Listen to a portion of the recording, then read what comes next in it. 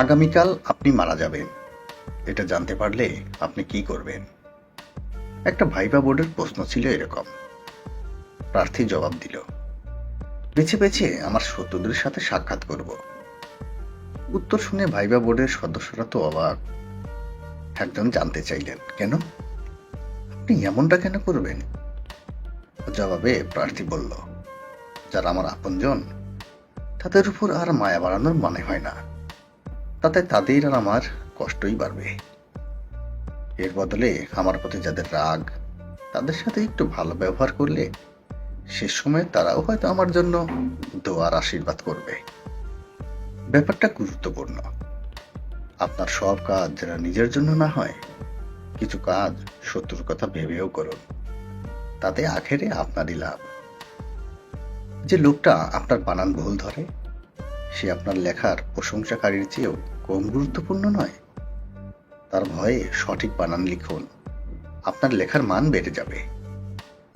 প্রতিটা অর্জনের চেষ্টার পেছনে শত্রু থাকলে সেটা দ্রুত পাওয়া যায়।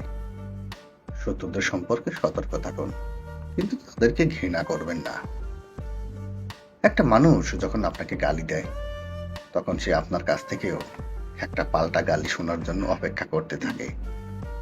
আপনি গালি দিয়ে দিলেন তো শেষ, ব্যাপারটা চূড়ান্ত নোংরামি হয়ে গেল, আর তার উদ্দেশ্য সফল হলো। আর যদি গালির জবাবে হাসি মুখে তাকে শুভকামনা জানান, সে আপনাকে নতুন করে আবিষ্কার করবে। কাউকে তর্কে হারানো মানেই জয়ী হওয়া নয়, কখনো কখনো অন্যের যুক্তি মেনে নেওয়াই প্রকৃত জয়। আমি যখন কিছু লিখি, তখন সহমত কমেন্ট দেখলে খুশি হই, তবে কেউ যৌক্তিকভাবে দ্বিমত দিলেও অখুশি হই না। সমালোচকদের ভালোবাসুন, দিন শেষে তারা আপনাকে নিয়ে ভাবতে বসে যাবে, এটা পরীক্ষিত সত্য।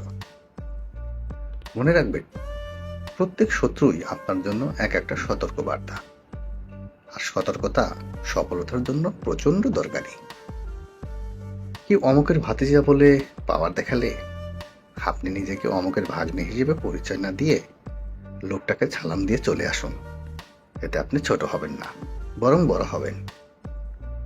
ভালো থাকুক চারপাশের মানুষগুলো, ভালোবাসার, ঘৃণার, কাছের, দূরের, সবাই।